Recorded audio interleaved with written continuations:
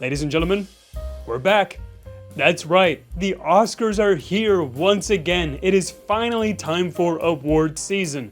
And if you know me, you know I have such a guilty pleasure love for the Oscars. I watch them every single year. Sure, it's just celebrities patting themselves on the back and, gloating about how great they are, but I just love watching movies get the awards that they deserve. And like last year, I'm going to be talking about every single Best Picture nominee, ranking them from worst to best. Now, every single year, a movie is nominated for Best Picture in what I like to call the "what the fuck are you talking about" category. Every single year, a bad or just bland, mediocre movie is nominated for Best Picture. Last year it was Emilia Perez in Wicked, and this year, it's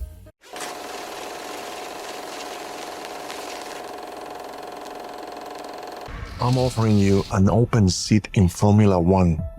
The only place you could say, if you win, you are the absolute best. Really? F1 for Best Picture. Really? Okay, look, I don't think F1 is a bad movie. If you saw my review, you know I thought it was a fun time. But really? Best Picture? Come on. I mean, it's a fun sports movie, don't get me wrong. It's got some great visuals as well, with some stunning cinematography and visual effects, especially during that final racing sequence. But everything about it is just so formulaic. It's like every other sports movie ever made, where you have the old retired legend who was great at his job, but now he's off doing his own thing. You got the new prodigy who's up and coming and wants to be the very best. And of course, the old man is gonna train the new guy to become the greatest racer ever. It's pretty much the story of Cars 3. I mean, am I high? That's just the story of Cars 3. I think the film is just a generic sports movie with some great visual effects and does not need to be deserved of the Best Picture nomination. I mean, there were so many other films that you could have picked that came out this year that could have been easily nominated for Best Picture, but at least it's better than Emilia Perez.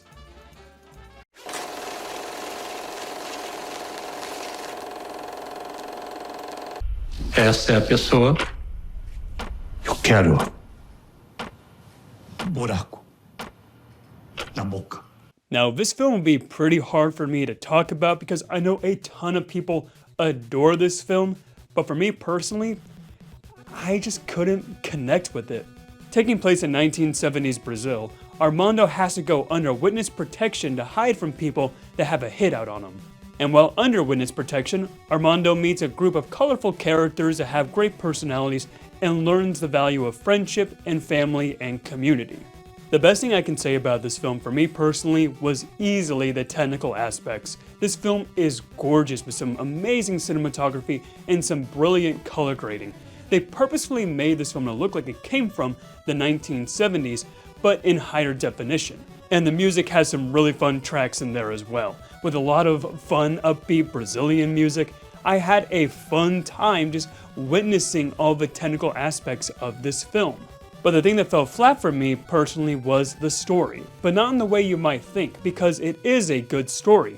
Armando is a great character, and watching him learn about community and love and trying to reconnect a relationship with his son, all that stuff is great in this film, and there's some good tension in there as well as he's on the run from these guys that have a hit out on him.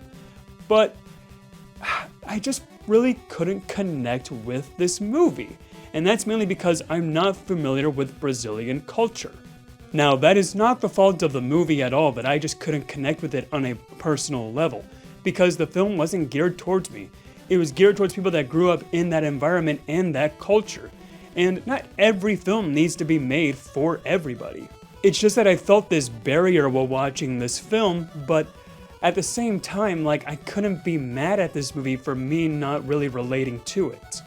There's a lot of subtle details and Easter eggs about this film about Brazilian culture that a lot of people are going to understand if they grew up in that environment. And I see all the time on Letterboxd people rating this 5 out of 5, 4.5 out of 5. if they grew up in that environment. I see a lot of people going like, wow, this is such a great representation of my culture. And props to this film. This film set out to do this emotional piece about Brazilian culture, and it seems like it succeeded in that in flying colors. I love seeing films that relate to people on a deep emotional level, and this film did a really good job at that. Just not for me personally. Like, here's an example in the movie about where I was just totally lost. There's a scene where a severed leg is just walking around the streets of Brazil, kicking people. And I was like, what the hell am I watching here? Like, I don't know what's going on. But I look on Reddit and on Letterboxd going like, oh, that was like the best part of the movie. I fully understood what they were going for with that scene. And I'm like, go for this movie. Like, good job on this movie for representing this culture in a successful way. The main reason why I'm rating this higher than F1 is because I can see how this film has related to a lot of people on an emotional level, and good job for that movie.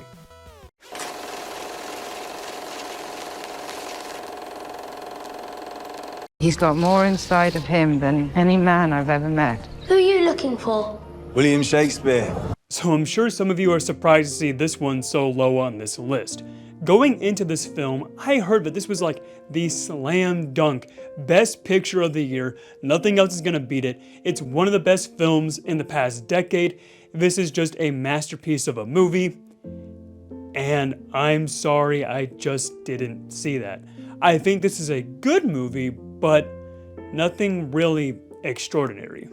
Hamnet tells a story about the origins about how the play Hamlet was created, which if you didn't know was inspired by the death of Shakespeare's son. Now look, I can understand why people really do love this film because there's a lot of things to like about it. One, the visuals and set designs are A+, this film looks gorgeous, and the performances are stellar. Paul Mescal did a pretty decent job playing Shakespeare, though unfortunately, I know this is weird to say, but I found the character of Shakespeare to be kind of a bland chap. Like, I didn't really care for his character that much. But the highlight for the film absolutely was Jessie Buckley. Holy shit, I can see why she's nominated for Best Actress because her facial expressions alone, like, slam dunk her as gonna be the winner for this season. Like, she did an outstanding job playing this grieving mother who's going this hard time of losing her son and dealing with loneliness because Shakespeare's always out showing off his new plays. Her character is just a tragedy in this movie, and it really is the heart of the whole film. Now, where the film did fall flat for me was with its story structure, because the story as a whole is fine watching the origins of how the play of Hamlet was created, but the way how the film structures its story really just feels so confusing. Like, we time jump over and over and over again, and by the midway point through the film, I was just completely lost at what was really going on and where we were in the timeline. I'm not really familiar with Shakespeare as a whole, but halfway through the film, I was like, I don't really care anymore. Like, we're jumping all over the place in this story to where it doesn't really feel super structured or like a cohesive narrative. Now, where the film did win me over was with the last 20 minutes of the film. My God, the last 20 minutes here are some of the most beautiful moments from any film that I saw last year. It's hard to put into words how absolutely outstanding every aspect of this ending is. From the music, the cinematography, the acting, especially by Jessie Buckley, everything about this ending is so magnificent. The ending here shows off in a beautiful way about how people can relate to the arts on an emotional level. Whether it be a painting, a song, a movie, a play, people can connect to the arts on a deep emotional level, and the way how this film conveys that emotion is just, it's breathtaking. It's truly amazing. I even had a little tear in my eye by the ending here. Like, I just wish the rest of the movie was as good as the last 20 minutes. This film is good, don't get me wrong, but that last 20 minutes made me think we could have really had something great.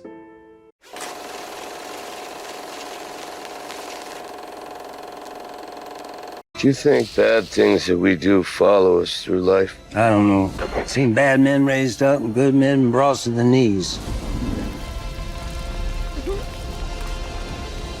And up next we have Train Dream starring Joel Edgerton, and this film is about Robert, a man who worked as a logger during the 20th century. And in this film we see most of Robert's life and the struggles he endures during a time of rapid industrial growth. We see him go through love, loss, and the struggles of trying to adapt to a rapid advancing world. Now, this film pissed me off for one main reason. Netflix. This film was a Netflix exclusive and I could not go out and see this in theaters. And I'm mad about that because this film is the most beautiful looking film of 2025. Amazing cinematography, beautiful scenery visuals with some great shots of the forest and some beautiful landscapes. This film is truly a marvel to look at, and I had to watch it on just a regular TV. Now I have a nice TV, but it's nowhere near the beauty of seeing it on the big screen. Netflix, I'm begging you, put movies in theaters, please. This film is beautiful on a visual and emotional level because on one hand you have amazing landscape sceneries with some beautiful cinematography, and at the same time the film is about the beauty of nature and how important nature is and the beauty of our environment and world and the issues of rapid industrial growth and how there could be issues if we just keep on taking down our environment. Now this film isn't an environmental message movie, but you can definitely tell the director here wanted to convey the beauty of nature. And the story is great too. Robert is such an endearing character. You really do care for him as he goes through this really tough time of losing somebody in his life, and you really do root for him, hoping that one day he can get back up on his feet. He's such a well-developed character that I'm sure people could relate to, of the struggles of getting down and wanting to get back up. Sure, some might find the story to be a little generic. I mean, it's nothing groundbreaking. It is very similar to other films about a man trying to get back up on his feet. But the way how this film conveys this character of Robert is just beautiful. Oh, and the ending too with him, just warms my heart. But the highlight for me was the character of Arn, played by William H. Macy. His character shows the beauty of friendship and how friends can really improve your life, but also how even if a friend is only in your life for a short period of time, they can still have a major impact on you. Every time he's on screen, you just feel like you're around a cozy campfire. He was such a great character. This whole film does feel just warm. It feels like you can really breathe in the fresh air that this film is showing off with these amazing shots. Man, this film is truly a beautiful marvel. Loved it. It's only a little bit lower on this list because, well, one, there were so many other great films that have been nominated for Best Picture, but also the story is a little formulaic, but still love this one. Definitely recommend.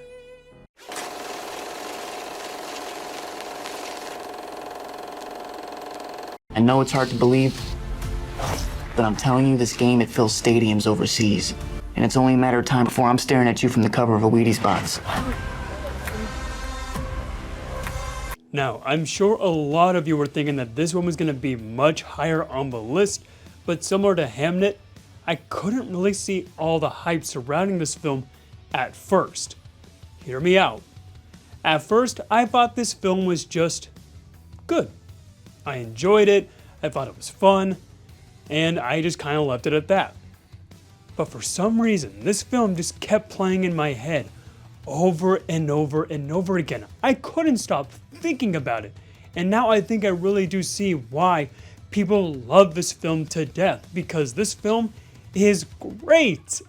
Now, Marty Supreme tells the true story of Marty Mauser. He's a professional table tennis player, and he believes that he can be the best of the best. And an opportunity arises for him to show off his talents by going off to a tournament in Japan. The only issue is, he's broke. He has no money whatsoever to get to this tournament, so this whole film is pretty much just Marty Mauser going on an odyssey to get some money to go to Japan. This film is pretty much just every white guy's fantasy. Now, this film is unique because there's not really a good character at all in this film. Like, not one. Every single character is the biggest asshole on the planet, especially Marty. He's arrogant, he's an asshole, he's a terrible friend, but at the same time, you can't help but just root for him to get to Japan and show off his talents. This film was able to accomplish you rooting for the biggest asshole ever in the best way possible. Every time he's a little bit closer to his goal, you're on the edge of your seat going, "You can do it, Marty, we're rooting for you."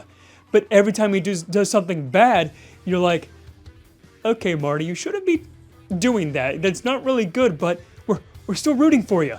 This film was able to balance out this asshole character and making him have all this charisma at the same time.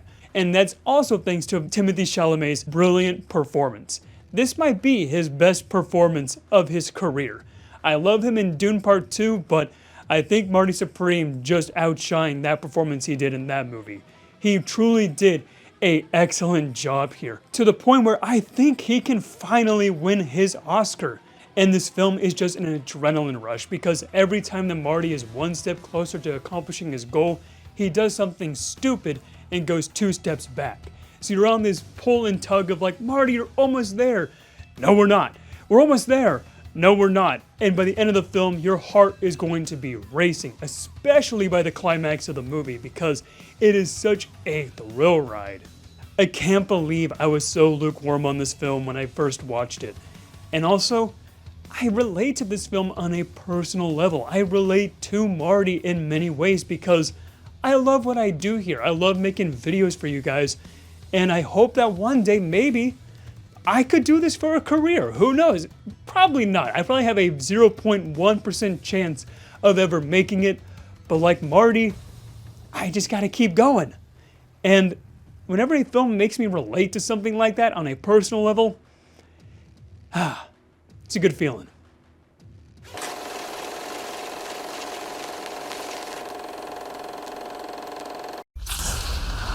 My maker told his tale.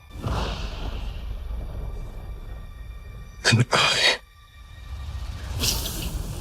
will tell you mine. Del Toro is back, baby. That's what I've been waiting for, man. Oh, when I heard that Guillermo del Toro was making a Frankenstein movie, I'm pretty sure my head exploded with excitement. This film is just visual eye candy with some gorgeous cinematography, great set pieces, great costume design, and like Train Dreams, this film was a Netflix exclusive. Why? It's one of Del Toro's best looking films, and I loved it. I mean, just look at these visuals. Oh my god! Now, it has been quite a long time since I've read Frankenstein, so I personally don't know how much of a one-to-one this adaptation is, but man, Guillermo del Toro adds in such a unique spin to this movie that just makes it one of his best. Oscar Isaac does a great job playing Dr. Frankenstein, and Jacob Elordi was born to play a role like this. He fits into this character so well. Now obviously, like the book, the monster is the heart and soul of the story, and here it's no different. And in this movie, the film is split up into 2 sections. The first half is through the perspective of Dr. Frankenstein, and the second half is through the perspective of the monster. Now personally, I enjoyed the first half of this movie a little bit more because I just loved Oscar Isaac's performance as Dr. Frankenstein, but I love the second half of the movie too, watching the monster adapt to this new world he was brought into and interacting with some great characters. The unique spin that I really loved about this movie was how Frankenstein's actually trying to be a dad to the monster. There's a lot of themes in here about the sins of the father and how people aren't cut out to be parents because, spoiler alert, Frankenstein gets the award for the worst dad of the year because he's not cut out to be a parent. All the other performances are great too, and this whole film was just a visual treat. I'm a sucker for beautiful movies. I'm a sucker for Del Toro's art style when it comes to his visual filmmaking, and man, I love movies. Whenever I see a movie like this, I'm like, I picked the right hobby to get into.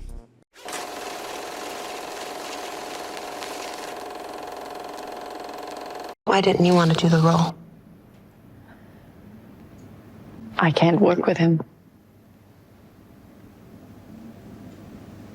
We can't really talk. Sentimental value. This film is about famous director Gustav Borg, who goes off and abandons his kids to go off and pursue a directing career. And after many years, he comes back into his kid's life with a new final screenplay that is very near and dear to his heart. There were so many emotional elements in this film that just left my head spinning. There's a lot of themes in here about how divorce can affect kids. Now, without getting too personal here, I had a wonderful childhood. I had a great childhood, but I did have divorced parents, and growing up, there were times in my life where I did feel like things were different because none of my friends had divorced families. I was the only one in my friend group who dealt with that. So there were times where things just felt different. And by the end of this film, I was like, well, there's my therapy session for the rest of my life. And all the characters in this film are great too. Nora is one of Gustav's kids, and she's a famous stage actress. And you can tell that maybe she doesn't want to be a stage actress, and she's only doing this job to get her father's attention. There are a lot of heavy emotional elements in this film with things like anxiety, depression, mental health issues, family abandonment, and the character of Nora goes through pretty much all of that, and she's trying to unpack all those feelings with also the heavy emotional element of her father coming back into her life. Nora is such a heavy, deep character, and watching her go through all these different elements and trying to unpack her family trauma is just heartbreaking. It's very rough to watch. And then we get to the thing that I related to the most in this film, and that is with the character of Borg. You see, he's making a movie that he feels is going to be his most personal film yet. It might be his last movie he ever makes, and he wants it to be something that he can really relate to about his life. And the reason why I related to that is, without getting too much into it, I've had this idea of a screenplay or just something I've wanted to write for like 2 or 3 years now that will relate to me, and I'm not sure if I'm ready to peel that scab off yet to write that story. I feel like it would be a great story, it might not, but there's this idea that I've been wanting to write for a while that I just don't think I'm ready to. And that's what Borg goes through. He's writing this screenplay and he feels like if this is an appropriate thing for him to write about, if he feels like he's ready to write about this deep emotional thing that he went through.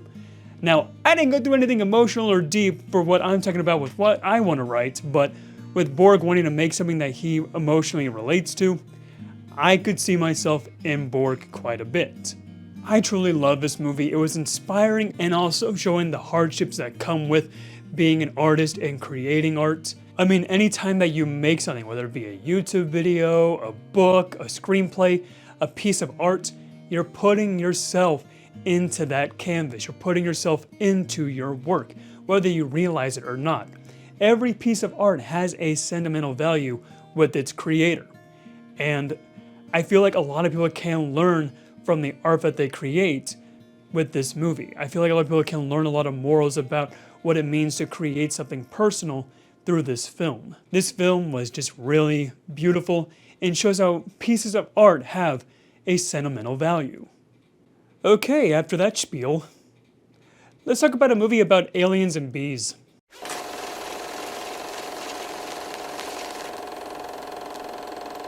Where's my hair? Your hair has been destroyed to prevent you from contacting your ship. What ship? Your mothership? Okay. Yeah, this movie rips. I just love how we can have super out there weird movies nominated for Best Picture. And yeah, this movie's weird. Yorgos Lanthimos is back once again alongside Emma Stone and Jesse Plemons. And this film is weird. This film is about 2 conspiracy theorists who kidnap a CEO because they think she's an alien, and they need to interrogate her to bring them to their mothership. Wow. A film like that being nominated for Best Picture? That's so cool. Now, there's a lot to unpack about this movie. Personally, I love Yorgos Lanthimos. He's one of my favorite out there directors. I loved Poor Things. I love The Favorite. Kinds of Kindness was a movie. But I think that this one might be his best work yet. I'm not sure about that. It's tied between this and Poor Things, but I loved Bugonia. I think this film might be Yorgos Lanthimos' most funny film and his most political film. Now, Yorgos Lanthimos is no stranger to making his films political, and this one is no exception. There's a lot of themes here about the upper class, mental health disorder, the healthcare system. There's a lot of things in this film that revolve around today's politics. And this film goes through the touchy subject matter, showing how people will go through extreme measures just to get what they want. We have a lot of people in the lower class who are struggling to get by, who have to go through extreme measures just to make it by. And this film does not shy away from that, because the things that these two conspiracy theorists do to get what they want, yikes. Just yikes. But like every other Yorgos Lanthimos film, this film is complete satire as well. I mean, think about the plot that I said. Two conspiracy theorists kidnap a CEO because they think she's an alien because they want to go to a mothership. Yeah, like, the film is absolutely crazy, but it's able to perfectly balance out this absolutely bizarre story with some really deep storytelling. And also, the performances here are great, with Jesse Plemons probably giving off his best performance in his career. Jesse Plemons playing this conspiracy theorist going through extreme measures to help out his mom by kidnapping the CEO. He goes through a lot in this film, and you can definitely tell he's not all there in the head. And Jesse Plemons' performance is just stellar. He's such an uncomfortable character because on one hand you're like, dude, you can't be kidnapping a CEO, but at the same time you're kind of rooting for him too. He does a lot in this film that is just so uncomfortable and weird, to where he's kind of the antagonist of the movie. And Jesse Plemons plays his character beautifully. But I do like how this film isn't just pointing fingers at the upper class. It's not trying to be too preachy. It points fingers at everybody. People that are trying to protest about being anti-capitalism yet always buying things off of Amazon. There are a lot of people that are pointing fingers at each other when in reality, we're all to blame. Like, we all cause issues on this planet. We all cause havoc. Like, we're not perfect. We all suck. And this film just shows that we all suck. This film is so high on my list because I love this style of filmmaking. I love Yorgos Lanthimos. I love this story. I love the performances. And plus, Stavros is in the movie. That's a win.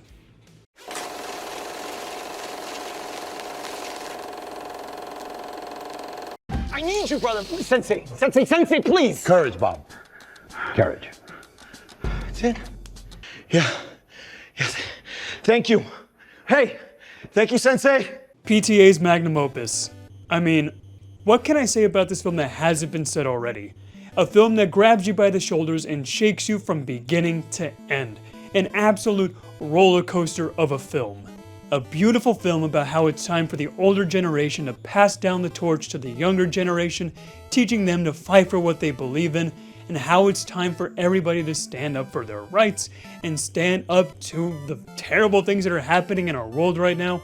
The world is a pretty fucked up place, and this film does not shy away from any of that, and God, this movie's amazing. This is one of the most important films of the decade, a film about how there are issues with immigration, law enforcement militarization, political violence. The world is just crumbling at our feet, and if we don't do anything to try and get things back on track, we're fucked. But it's showing how it's time for the younger generation to stand up, and with Willa Fitzgerald's character showing how there can still be some good in this world. She's one of the best characters from any film in the past decade. God, I fucking love this movie, man. And Chase Infinity playing Willa, she does a phenomenal job. I'm just so surprised she was not nominated for Best Actress because she totally deserves it. I mean, her character being the symbolism of the newer generation fighting for what they believe in, not backing down. That's what we need right now, and she's just a perfect representation of the newer generation. And Leonardo DiCaprio playing just this bumbling buffoon. He was great. I know people were wanting him to be a badass, but he was just so funny in the film, and I loved his character trying to get back on track, get back into that rhythm of fighting for what he believes in. This film is able to juggle all these elements in a way that really shouldn't work, but it does. This film is just a magnum opus. It's an absolute thrill ride from beginning to end. There are themes in here about father-daughter relationships and just parent relationships in general, and about how parents need to be there for their kids and teach them what's right.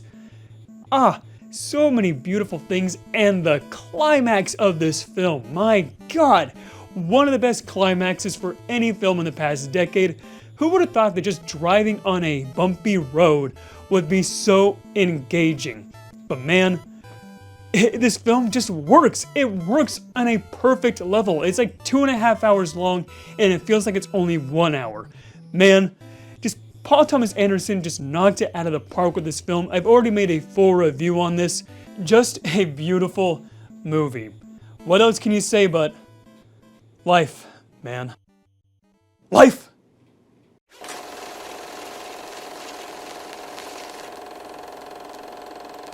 You keep dancing with the devil.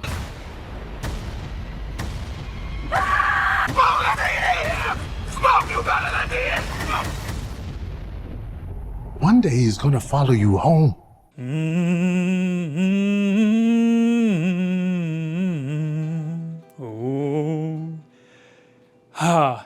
Sinners, my favorite film of last year. Just a perfect movie in every way possible. A beautiful love letter to blues music and the importance of music for Black and Irish culture. A spectacular film about two brothers just wanting to go back to the way things were. This film is beautiful, raw, sexy, all in one. Freaking masterpiece, dude.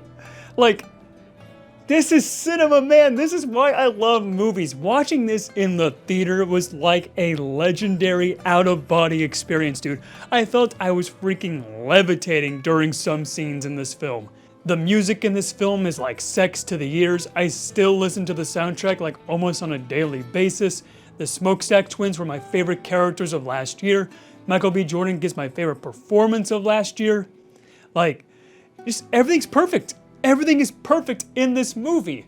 And the fact that the first hour or so, there are no vampires in a vampire movie, and I was still invested in the story, the characters. I didn't care where the vampires were because I was having a great time. I could have watched 3 more hours of the Smokestack Twins going around their town, interacting with fun characters, and still be entertained. The film's story is perfect, and even when we get to the fun, silly vampire stuff, it gets even better. Like, I was already like, all right, this film's a masterpiece. Like, the first hour is perfect, but it just keeps getting better and better and better. The freaking Rocky Road to Dublin scene is so much fun. There's so many great moments in this film. The I lied to you scene where it's just a one shot, just perfect. And all the other characters are great too. Sammy and Remick are great. Sammy just wanting to be someone that loves the blues, and Remick being someone that just wants community, even though he's not doing it in the right way. He is a villain, but such an engaging antagonist. One of the best antagonists of last year. And that gets into the main heart and soul of the film, about how it's touching on the heavy subject matter that both Black and Irish people experienced extreme racism, and how their cultures aren't so different with what they experienced. This film is able to touch that heavy subject matter in a way that I haven't seen in a movie before.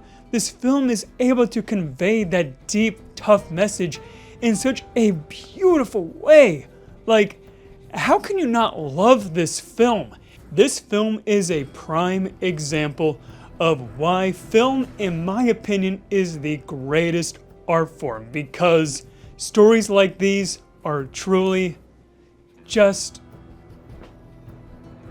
cinema. And that's it. All Best Picture nominees ranked. I thank you guys so much for watching. I know this was a long video and I talked a lot about these films, but man, I just love appreciating movies, and I just love talking about how much movies mean to me.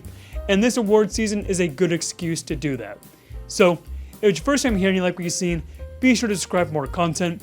And have you seen any of these movies I've talked about? What did you think about it? Let me know in the comments down below. Let me know what you think deserves the Best Picture winner. And I'll see you in the next video. And as always, stay fancy.